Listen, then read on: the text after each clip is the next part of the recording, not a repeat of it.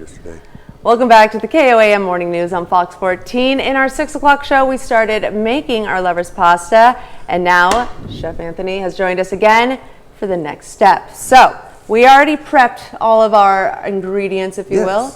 Now what is next? So we have our pasta. We've cooked it, cooled it, and set it to the side. Now remember, you can cook pasta off and hold it for 7 days in your refrigerator. Just put it in an airtight That's new news to me. I didn't know that. So. And then you have hot water. You just take out however much you need. You drop it in a basket, and you can blanch it and add it to whatever dish you're working on. So you can actually be wise about the week. I love that. So I have a hot pan with butter, and then we're going to add, first off, we're going to add some onion to it. Our no-tear onions, by the way. Yes. We learned how to cut those. We're going to add our onions and give it just a minute here. We want to try to get everything sizzling away just a little. And we're going to add a little bit of olive oil. Okay. And it started with some butter, right? Yes. On the pan? Butter, onions, then oil. Butter, onions, then oil, because you want to give a chance for the onions to soak up a little bit of that buttery flavor. Who doesn't love butter? We're going to use that, and don't use margarine. Use butter. Don't cheap out and do the margarine thing. Margarine in the long run costs more money because you have to use more of it. If you just use butter to begin with, you're going to save yourself a whole lot of heartache. And the flavor. And the flavor, of course. Flavor. You know, Julia Childs said it right. More butter, more butter, more butter.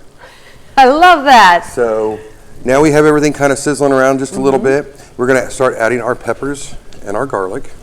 Now be careful, because those of you who've been around for a while remember my first segment. I was very emotional about this because the host at the time, Tanya, she distracted me and I rubbed my eye and squirted myself with a jalapeno. So wash your hands after handling the spicy. Wash your hands after you handle the spicy.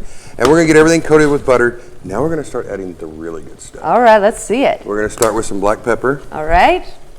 Pretty hearty amount there. There it is. Sprinkle that on. Sprinkle that on up in there. And then we're going to go right to the really, really, really, really good stuff, the crushed red pepper. My favorite. Because if those who know, I know everybody's like, well, I get crushed red pepper with my pizza. Well, it's good, but try cooking with it, because as you cook crushed red pepper, it intensifies in heat. Okay. So you're starting to rehydrate all the pepper, rehydrate the seeds, and getting all the that flavor capsaicin. too. The flavor's there. And if you want to go one step further, fire roasted bell peppers go insanely good in this dish. Okay. But if you don't have the time or the inclination to do fire roasted red peppers, then I would stay away from them. But you can see as everything's coming together, you can see how beautiful that dish looks. I mean, it's absolutely gorgeous. Well, I'm excited for the next and final step to see it all come together. Stay tuned. We'll have that coming right up.